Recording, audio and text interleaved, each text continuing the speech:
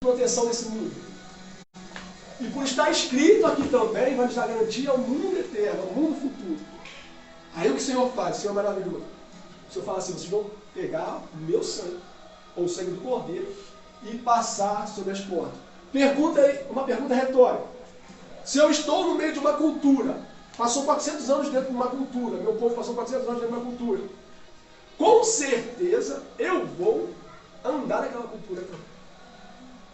Daí eu vou entender que estamos num tempo onde o povo não tinha Bíblia, onde o povo não tinha igreja, onde o povo só sabia que era hebreu por causa da sua posteridade, dos seus pais, perdão. Quando o Senhor falou assim, se eu passar o sangue aqui, sabe o que o Senhor está fazendo? Falando da forma temática? Está falando assim, ó, em primeiro lugar, para vocês terem livramento nesse mundo aqui, vocês precisam esquecer o Egito. E tudo que vocês aprenderam lá. Tudo que vos ensinaram. Se vocês querem andar debaixo de uma nova proteção, de um cuidado de verdade, vocês precisam abrir mão daquilo que vocês aprenderam no Egito. E o Egito, biblicamente falando, significa casa da escravidão, casa da servidão. Sabe o que o Senhor está falando? Que no mundo, querido, todos os seres humanos que estão no mundo, nós falamos no mundo daqueles que não estão na presença do Senhor ainda, nós falamos de estar no mundo. Todos eles são escravos. E o Senhor está falando para cada um de nós nessa noite aqui, não adianta você querer vir para mim sem abrir mão da sua escravidão. Eu te liberto, mas é pelo meu sangue. Se você abrir mão de tudo que você aprendeu até hoje, você entendia que era certo, e aceitar o meu discipular, te dou garantia, proteção nesse mundo aqui. E no mundo vindouro a vida eterna. Mas tem que ser pelo meu sangue. Então instrua Moisés. Moisés, eu vou descer no Egito. Olha, a palavra Páscoa significa passagem. Páscoa significa passagem. Porque o Senhor, o Todo-Poderoso, passou no Egito. E é interessante que no verso 23, ele disse, Moisés, você vai pintar, os judeus, os hebreus, perdão, vão pintar as portas com o seu sangue. Com o sangue do Cordeiro. E eu vou entrar no Egito e vou matar todos os primogênitos do Egito. O primogênito é o filho mais velho. Desde os homens aos animais, Moisés. Ferirei de morte todos os primogênitos. Por que o Senhor fez isso? Porque na cultura do tempo, o faraó era um Deus. E o filho de faraó uma divindade. Então ela falou assim, eu vou desfazer, eu vou destruir todos os falsos deuses que vocês ainda acreditam. E o termo aqui que o Senhor disse, eu vou passar entre o Egito. O que o Senhor estava falando aqui? O Senhor estava falando assim, eu vou descer, porque Páscoa é passagem. Eu vou passar entre o Egito. Quando o Senhor fala assim, eu vou passar entre o Egito, sabe o que o Senhor está falando? Eu vou fazer separação. Páscoa é passagem, separação. Eu vou separar os que me servem dos que não me servem. Vou executar juízo sobre os que não me servem. Agora tem uma coisa, mesmo aqueles que são hebreus, mas não estiver cumprindo a minha vontade em passar o sangue sobre as portas, eu vou entrar naquela casa ali e vou ferir de morte primogênito, ou seja, eu vou matar o primogênito. Note que o que fez diferença aqui no tempo histórico não foi ser um hebreu, mas foi ter o sangue sobre as portas. O Senhor passou entre e fez separação, mas o Senhor falou que ia descer também naquele lugar ali e andar, passar sobre o Egito. Então, em primeiro lugar, passar entre o Egito, fazendo separação dos que servem o Senhor e dos que não servem. E depois vai passar por cima, isso fala de soberania. E o povo até hoje entende que o Senhor foi aquele que livrou com um braço forte os hebreus das mãos dos egípcios. Isso é até interessante que na Páscoa de um judeu, a parte do cordeiro que está na mesa da Páscoa é a parte do braço do cordeiro. Tipificando que o Senhor livrou o povo com mãos fortes, com braço forte. Então, quando o Senhor Jesus disse que ele está cumprindo uma nova aliança, em 1 carta aos Coríntios, capítulo 11, se eu fazer isto em memória de mim, por que o Senhor está falando isso? Porque o Senhor está trazendo uma nova aliança. Porque a aliança que salvou aquele povo ali foi o sangue de um quadrúpede. O sangue de um animal. O sangue de um animal. E é interessante que em Israel existem dois calendários. O calendário religioso e o calendário civil. O calendário religioso, o calendário civil é o calendário da Páscoa. Eles começam a contar do dia que eles saíram do Egito. O calendário religioso eles começam a contar desde Adão. Note como eles andam de acordo com o que a instrução os orienta. Só que quando chega aqui no capítulo 11 da carta aos Coríntios, Jesus fala assim, não, vocês vão fazer isto a partir de agora em memória de mim. Vocês não vão fazer mais aquilo que eu estipulei Moisés para fazer. Vocês vão fazer isto em memória de mim. Por isso que a Páscoa de Jesus antecede a Páscoa dos judeus. Porque é uma nova aliança. Aí Jesus disse, só que essa aliança, verso 25, do mesmo modo, depois de comer, ele tomou o cálice e declarou, este cálice é a nova aliança no meu sangue. Não é mais no sangue do quadrúpede, é no meu sangue. Então nós estamos nessa noite aqui, numa ceia do Senhor, porque essa ceia aqui é a nossa suposta Páscoa. Páscoa não é chocolate. Note que eles pegaram e distorceram, já que na Páscoa que o Senhor estipulou é o cordeiro, a gente põe o coelho. Já que a Páscoa dos hebreus é o cordeiro, a gente põe o coelho. Já que a Páscoa dos hebreus é sangue, a gente põe chocolate.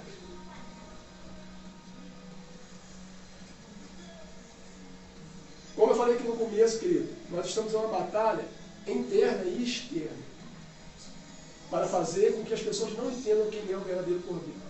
As pessoas não entendam quem é a verdadeira Páscoa. Para que as pessoas não entendam quem é o verdadeiro Salvador.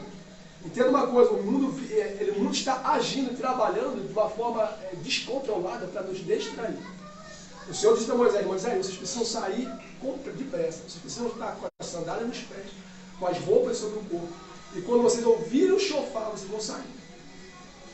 Apressadamente. Vocês vão comer o cordeiro, fazer todo o ritual que eu mandei, vocês vão sair apressadamente do Egito. Bendito seja o nome de Jesus. E quando chega aqui na carta aqui dos Coríntios, Paulo diz assim, pois eu recebi do Senhor que também vos entreguei. Que o Senhor Jesus, na noite que foi traído, tomou o pão, e logo após haver dado graças, o partiu e disse, fazer isto em memória de mim. Não era mais cordeiro. Eu estou substituindo o cordeiro.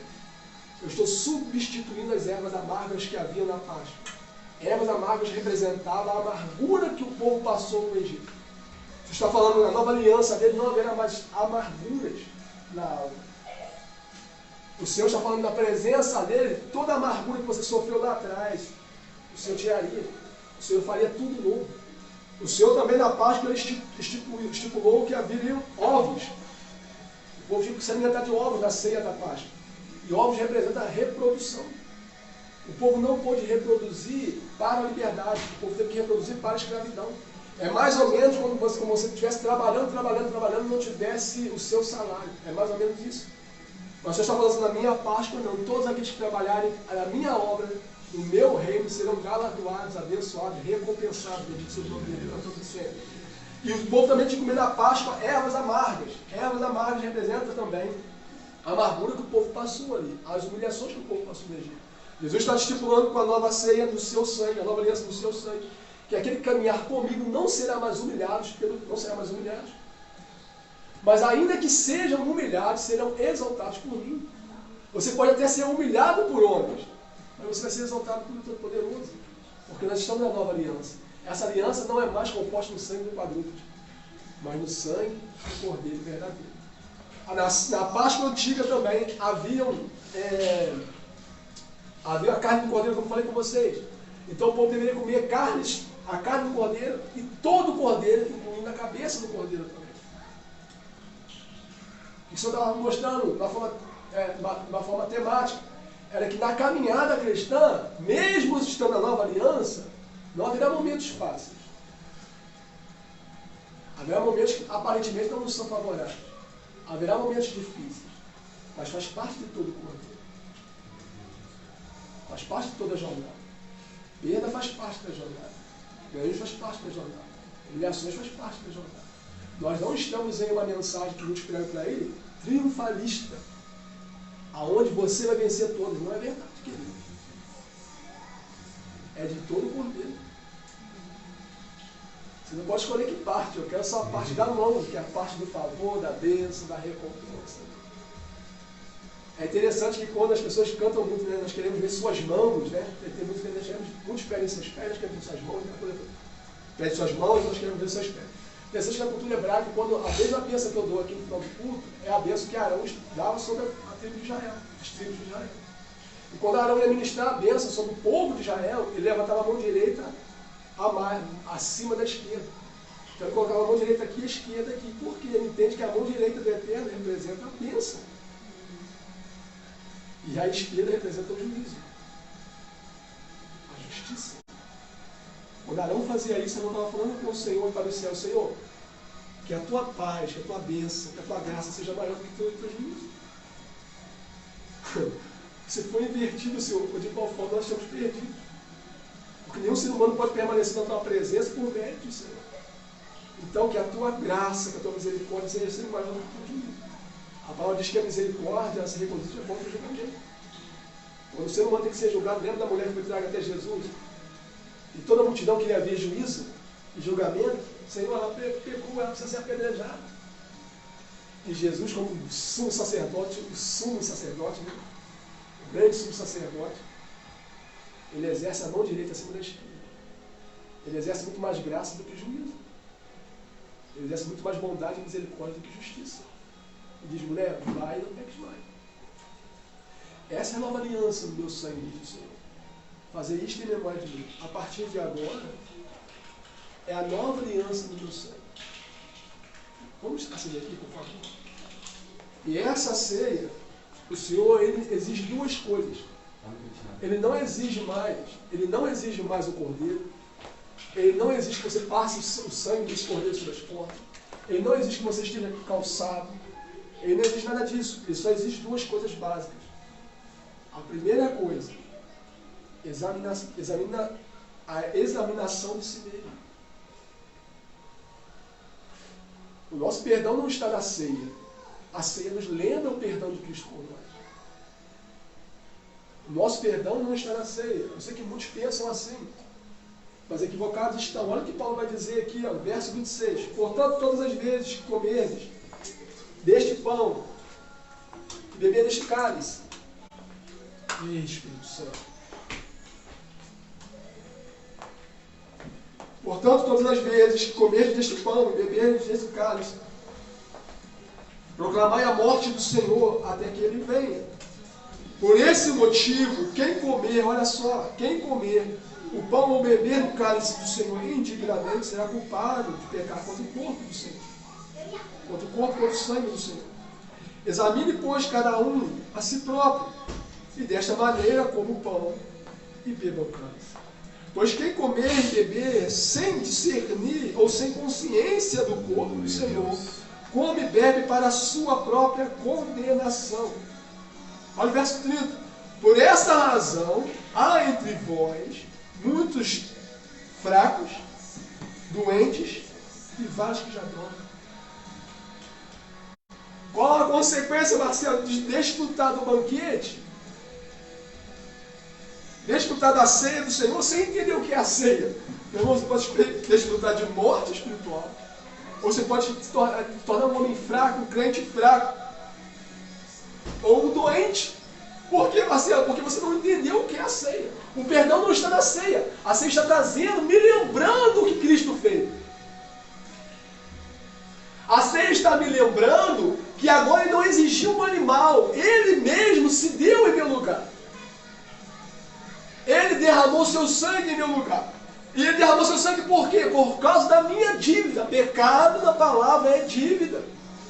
Todas as vezes que erramos o alto, que nós estamos levantando uma dívida para com o Senhor. Estamos levantando uma dívida para com o Senhor. E só há uma forma de pagar uma dívida que precisa ser paga e acaba sendo impagável por méritos humanos. Por isso que nenhuma religião adianta, porque nenhuma religião tem a capacidade de pagar o preço que ele mesmo exigiu. Ele é o afetado na dívida. Você deve para ele.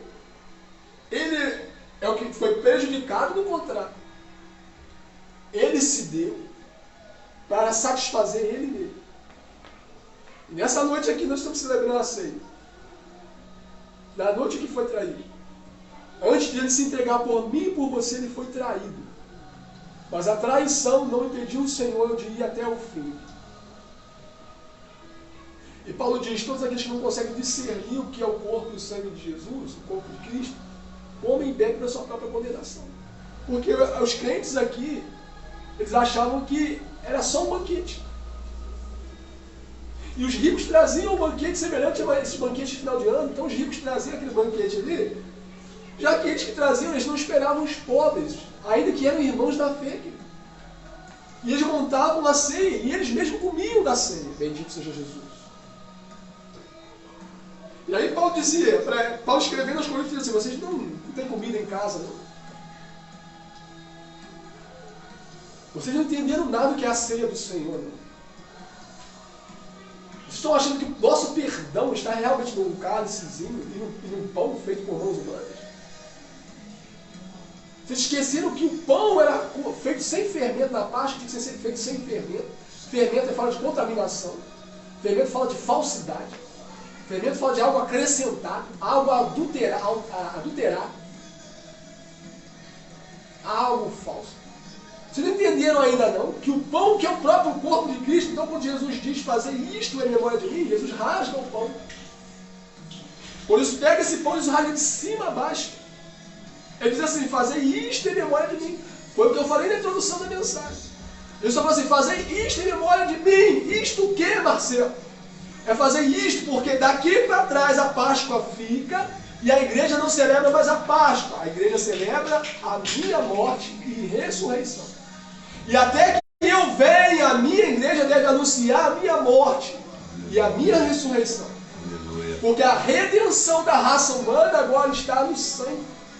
Ele pega no pão e diz assim, fazer isso, ele rasga de cima a baixo. Quando Jesus morreu, ele diz assim, Pai, quando ele coloca um fel na boca dele ali, ele não experimenta para se cumprir as escrituras e declara assim, Pai, em tuas mãos entrego o meu espírito. E ele inspirou e se entregou ali. Mateus escreve assim, imediatamente o véu do templo se rasgou. O que era esse véu, Marcelo? O véu era algo que tinha no santuário, ou no templo de Jesus, vamos dizer, na igreja do templo de Jesus. Para entrar na presença do Senhor havia uma porta. Só que as pessoas não podiam enxergar essa porta. Por que não, Marcelo? Porque havia um véu que cobria essa porta. Havia uma cortina que cobria essa porta.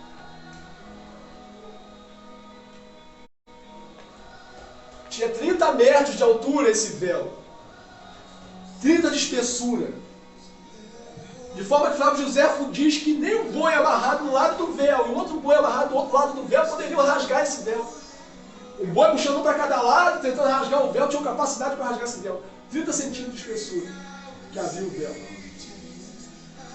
12 assim, 30 assim. Eu falei 12 assim e 30. Significa que essa parte é menor e essa é maior. Era a indicação da cruz.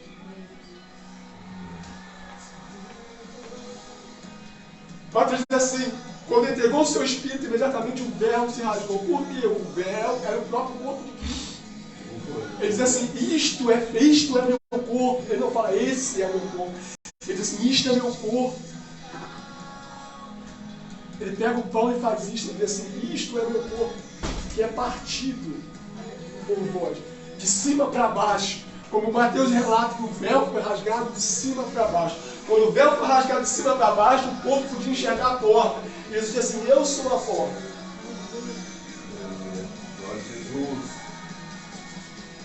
Não sou uma porta que te leva acesso a uma outra lugar natural, mas aquele que te dará acesso às regiões celestiais. Lembra que eu falei dos hebreus, dos egípcios, que entendiam que por ter nome nas portas, estariam guardados nessa vida aqui, e na vida futura uma vida eterna? Jesus diz assim, eu sou essa porta.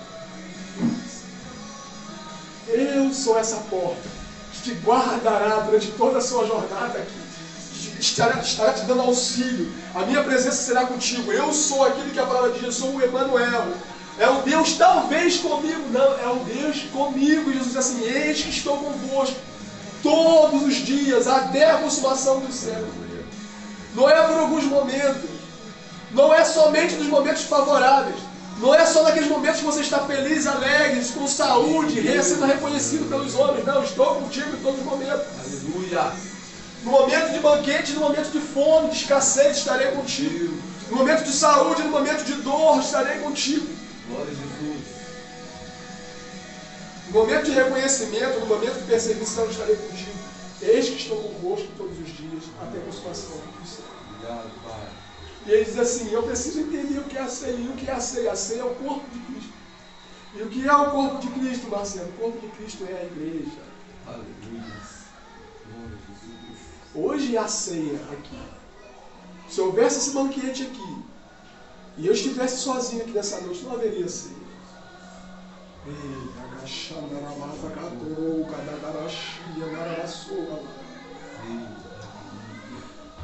Que Paulo está falando, se você não entender isso, se você não entender que a ceia do Senhor é a comunhão dos membros do corpo de Cristo, é a união dos irmãos, são irmãos se amando, se respeitando, ainda que você não concorde com muitas coisas nele ou nela, são irmãos respeitando, porque o sangue de Jesus não foi derramado por mim, não é Pai meu, é Pai nosso. Eu não sou um exclusivista, o meu Deus não é um Deus exclusivista.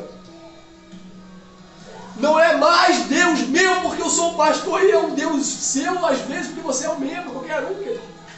Nós fazemos parte do corpo de Cristo. Na verdade aqui eu estou numa categoria muito inferior a vocês. Embora que você foi ensinado a entender que apóstolos, pastores, mestres, embora essa hierarquia, bendito seja Jesus, e nós respeitamos a hierarquia, o Senhor diz que o maior do reino é o que serve, e não o que é servido. Servir é uma dádiva. Essa noite eu vou servir a vocês a ceia. Eu tenho, na medida do meu possível, na minha jornada, tentar servir você. E é isso que me torna maior.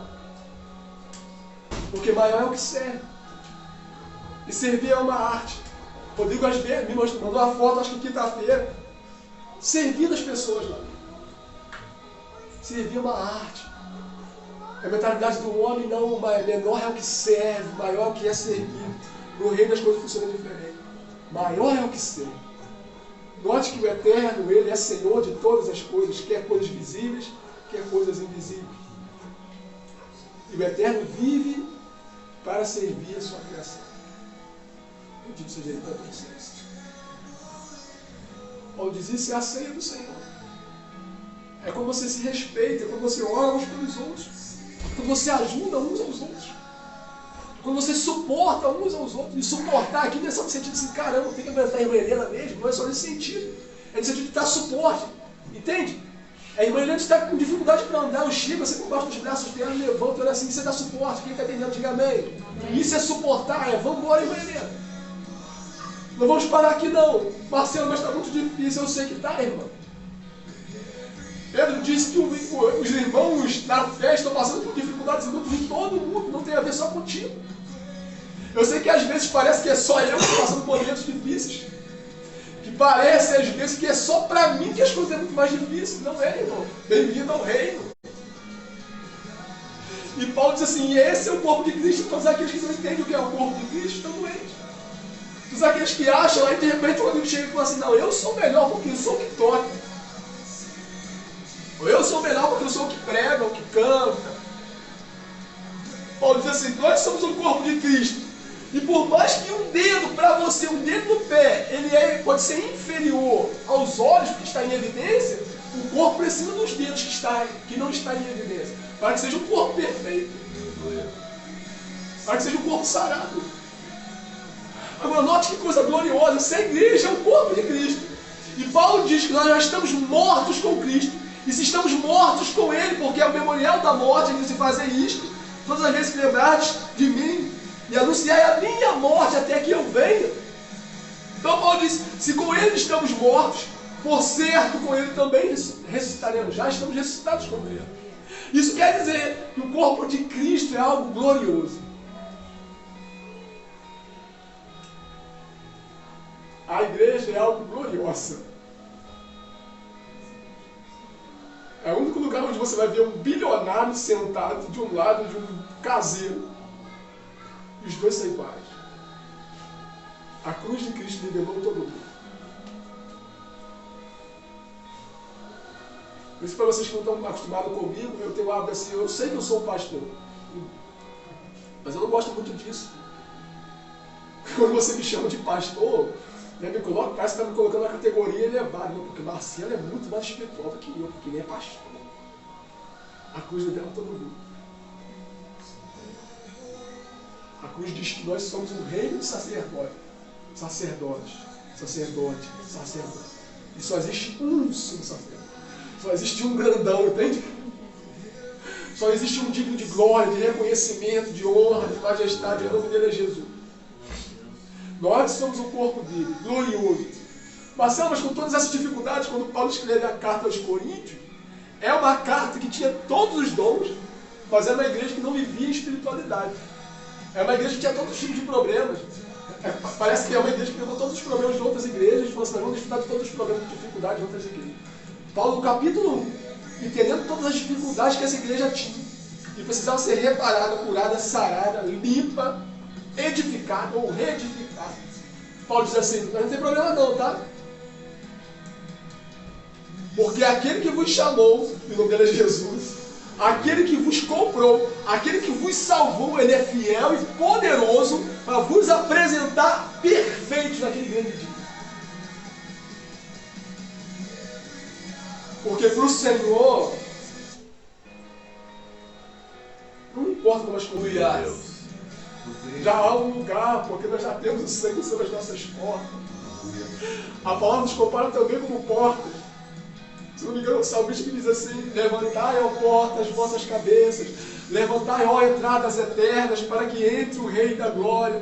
Aí os anjos do céu proclamam, mas quem é esse Rei da Glória? E o outro anjo declara assim, o Senhor poderoso na batalha, Ele é o Rei da Glória. Levantai, ó portas, as vossas cabeças, levantai, ó entradas eternas, para que entre o Rei da Glória. Isso é igreja. Levante sua cabeça. Não importa como as coisas começaram, querido. O que importa é como vai terminar. Porque por mais que eu viva 100 anos é nada perto da eternidade. Então pouco importa para o Senhor se eu passei 100 anos, é o começo da minha vida. E ela não desce para cá. É inferno.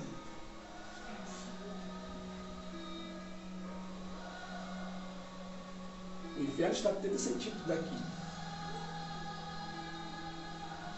Todo aquele que crê em mim, disse o Senhor, como diz as Escrituras. Aquele que crê em mim, como diz as Escrituras.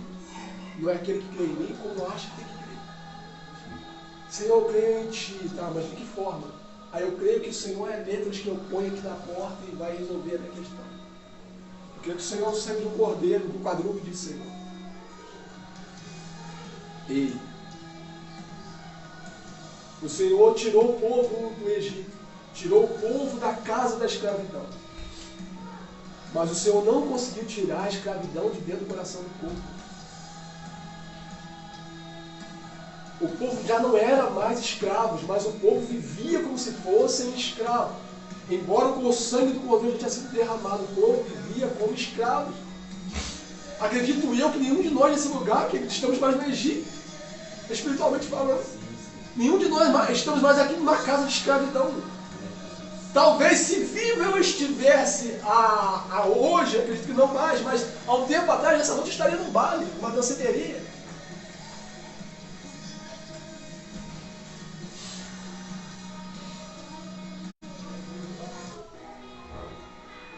Bendito seja o nome de Jesus. E ele me tirou desse lugar. Olha, essa não é a questão. A questão é se ele tirou esse lugar de dentro de mim. Essa é a ceia do Senhor. A ceia do Senhor é quando a igreja entende o que é essa igreja. É quando eu entendo a importância que eu tenho no reino e a importância que o meu irmão tem no reino. Como cada um de nós somos especiais dentro da igreja. Como cada um de nós somos necessários para o bom funcionamento da igreja. Aqui eu estou aplicando como nossa igreja. Ainda que exista só uma igreja de Deus vivo, mas aplicando como igreja. Isso é saúde. Quando você entende as minhas limitações, eu entendo as suas limitações.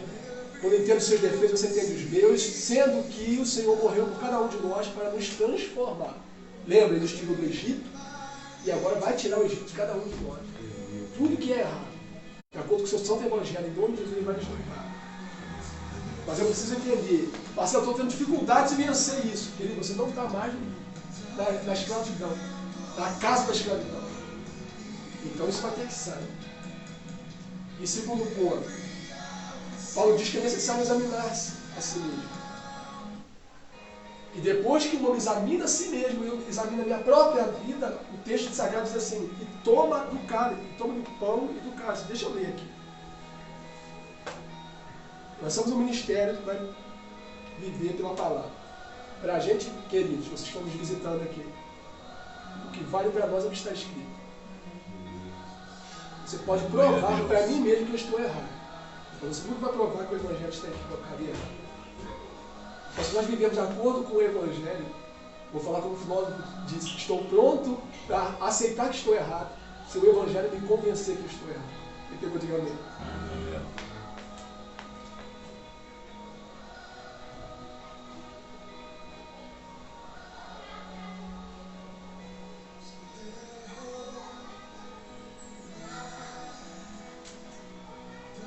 Verso 28. Olha só o que o apóstolo Paulo diz. Examina, pois, cada um a si próprio. Eu não posso examinar a vida do Rodrigo. Por mais que talvez na minha análise o Rodrigo não poderia participar da ceia, olha o que Paulo diz. Porque nós vivemos num tempo assim. Você pode participar. Você não. Eu não sei se foi verdade, mas acredito que sim. Eu tenho um irmão que ele conta cada caso em igreja, que coisa doida. Ele conta que tinha um irmão que ficava assim com... Pode oferecer, na hora de servir a ceia, então ele ficava aqui em perna esperando as pessoas virem cear. E ele ficava aqui. Aí quando vinha alguém que ele, na cabeça dele não podia cear, a pessoa vinha e ficava te falando, baixa da pessoa, você tem certeza que vai cear? Ora, a ceia é coisa certa. Não é que não seja. O cara estava servindo a ceia e quebrando o próprio princípio da ceia. Era ele que estava examinando o irmão.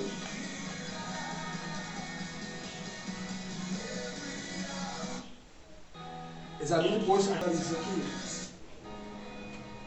Note o que Paulo diz. Olha o que Paulo diz. O Espírito Santo, intermédio de Paulo, diz assim: examina, pois, a cada um a si próprio. Lembra de Adão, quando o Senhor foi examinar Adão? Adão, o que é isso que fizeste? Adão, em vez de se examinar, ele examinou Eva. A mulher que tu me deste me induziu ao pecado. Aí o Senhor vai até Eva e fala: Eva, examina-te a ti mesmo. A serpente me induziu ao pecado. Rodrigo, examina-te a ti mesmo. A Espírito Santo começa. Aqui você errou. Ali você errou.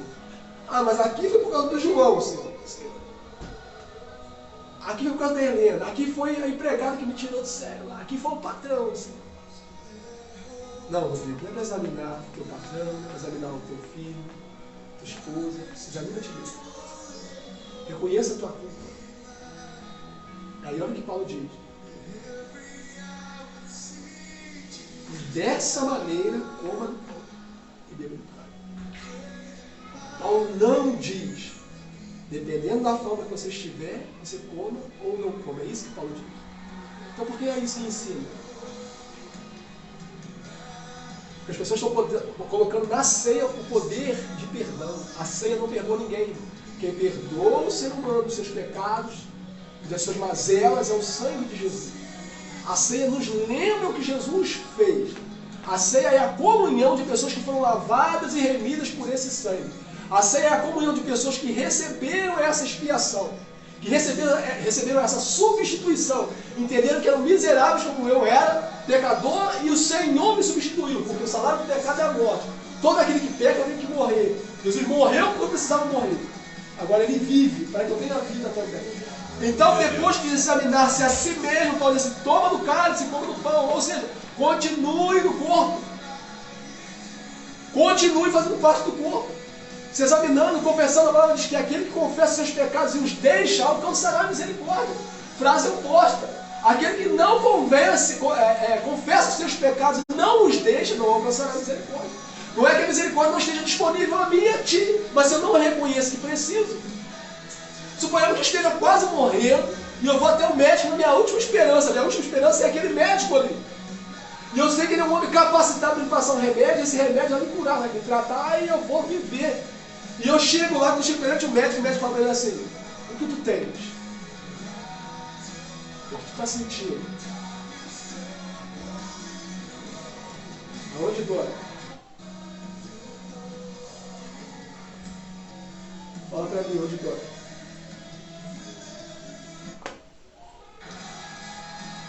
E aí eu, com medo daquele médico, eu posso fazer assim: não vou falar o que eu estou sentindo, não. Não vou me expor para ele, não. Vai saber o que ele vai pensar de mim. Nós vamos ter uma sexta-feira de perseguição, de humilhação, de escárnio, de traições, decepções. Todos nós vamos ter uma sexta-feira. Todos nós vamos ter um sábado na nossa vida também. Falta de esperança. Afinal de contas, Jesus era a esperança de todos eles.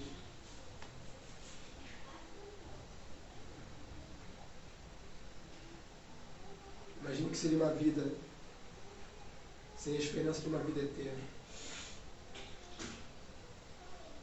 Sem a esperança da salvação eterna. Examina-te a ti mesmo. Que o preço já foi pago por esses pecados que estão aí dentro. Se você se rendeu a Jesus, no seu senhorio, tudo que você tem pertence a Ele. Sejam coisas boas ou coisas ruins, seja consagrado a Ele. Consagração fala de entregar.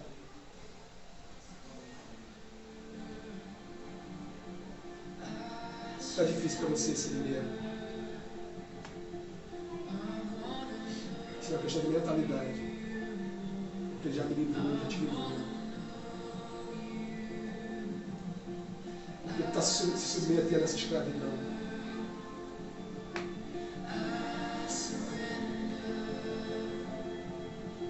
Você está servindo coisas ou pessoas que não são Deus, que não é Ele.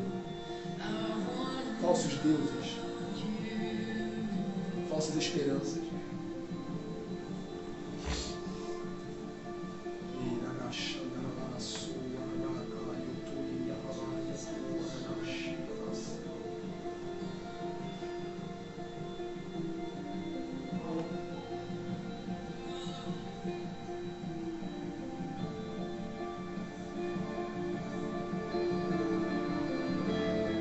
Você de casa também, examine-te a ti mesmo.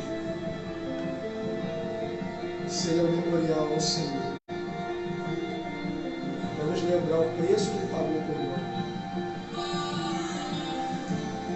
Eita, não haverá um novo sacrifício. O sacrifício dele foi uma vez por todas. O justo pelo pecador. Não há nenhum pecado maior do que o preço pago no Calvário. Você não precisa de um novo redentor. Porque o verdadeiro morreu, mas ao terceiro dia ele ressuscitou. E hoje, nesse domingo de Páscoa, estamos, Espírito Santo, celebrando também essa ressurreição, essa vitória sobre a morte. E se Ele vive, também nós viveremos. Eu sou a ressurreição e a vida. Aquele que crê em mim, ainda que esteja morto, viverá.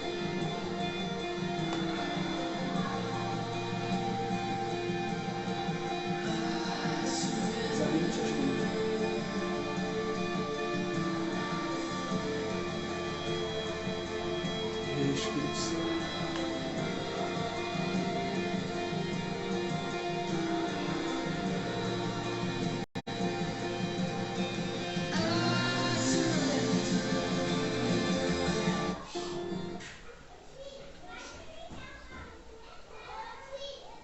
fora do lugar aí, querido.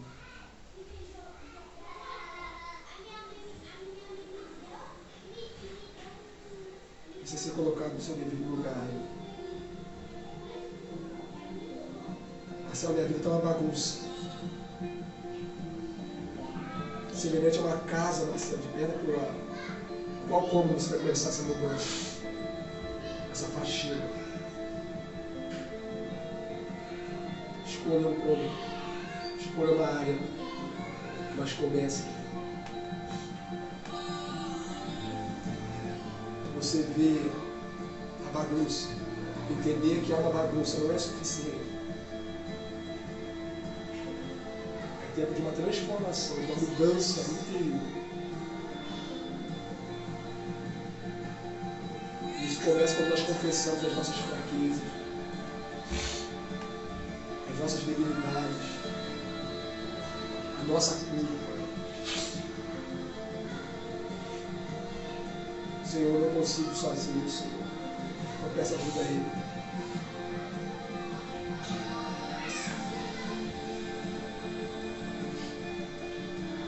Se eu quero ter mais disposição, então eu vou fazer de tudo para ter disposição, que nunca vai conseguir.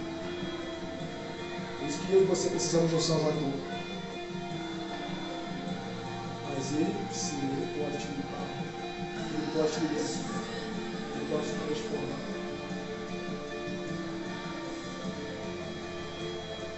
Mentira é pecado. Se eu tiro dos nossos lábios, do nosso coração, mentira, nós pedimos isso. Orgulho é pecado. Inveja é pecado. Soberba é pecado. Presunção é pecado.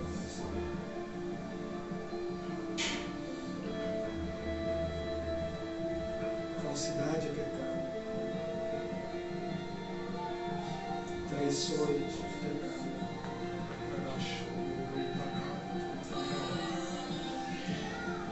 Se nem você consegue viver numa casa bagunçada, como o Espírito Santo vai morar em você e morar habitar em uma casa bagunçada? Não é que ele não esteja em nós. Mas tenho certeza que você, como eu, sem vergonha, se constrange quando vem chegar na sua casa está desarrumada.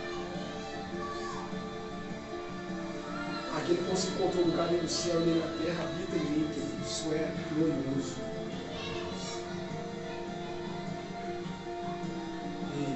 Espírito Santo, Ele está em ti, Ele está em mim, Ele está sobre esse lugar. Para me ajudar, para te ajudar, não para te condenar. O Senhor não veio se condenar aquilo que já está condenado, Ele veio salvar.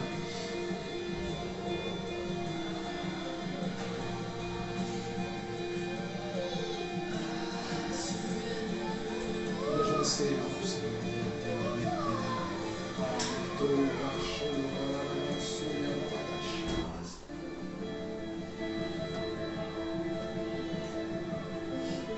Pai, queremos te consagrar esses elementos, Senhor, que é o memorial. E hoje nós estamos, Senhor, celebrando a tua morte por nós, a tua substituição, Senhor, por nós. Talvez o mundo, Senhor, não nos aceite, não tenha nada por nós, porque nós não cumprimos os requisitos e os estereótipos, Senhor, que o mundo exige. E o Senhor se entregou por nós.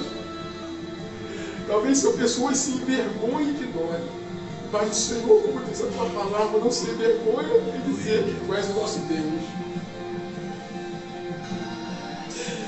Muitas vezes nós nos envergonhamos de nossas próprias atitudes. Às vezes são ações, Senhor, que temos. Às vezes são reações. Às vezes chega, Senhor, à noite, quando uma visita está mentindo. E nem nós mesmos estamos nos aguentando, Senhor. São dias que estamos tão insuportáveis. O Senhor permanece nos amando, nos auxiliando, nos abençoando, nos ensinando, nos cuidando.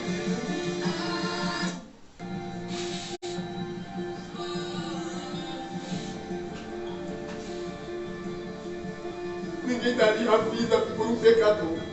Ninguém daria vida, Senhor, por um corrupto. Talvez, diz a tua palavra, por um justo, alguém daria outro, daria vida. Mas o Senhor nos amou quando éramos ainda pecadores, miseráveis, pobres, cegos e loucos, perdidos, sujos, contaminados, escravos, humilhados, rejeitados, sem ter nada para te oferecer.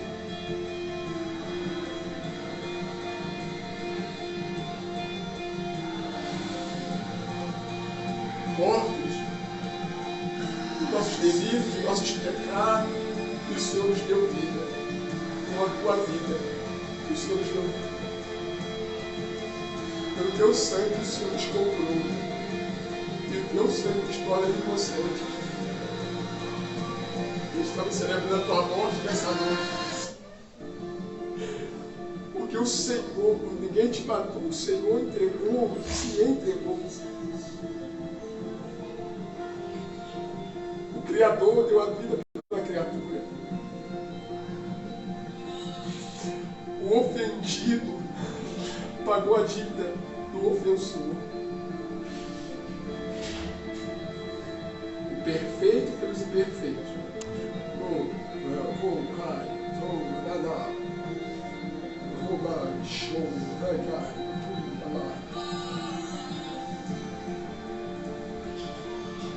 Pedimos perdão nessa noite, como tua igreja.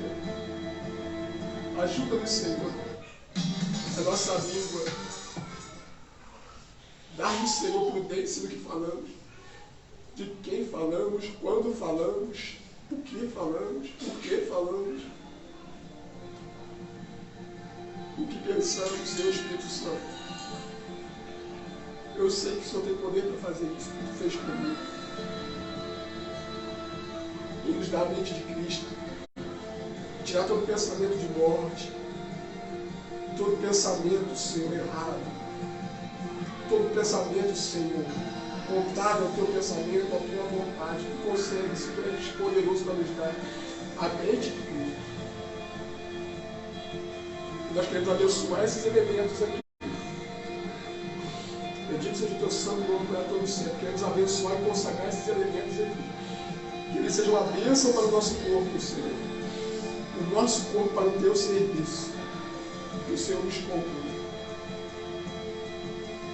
Bendito seja o teu santo nome para todo sempre.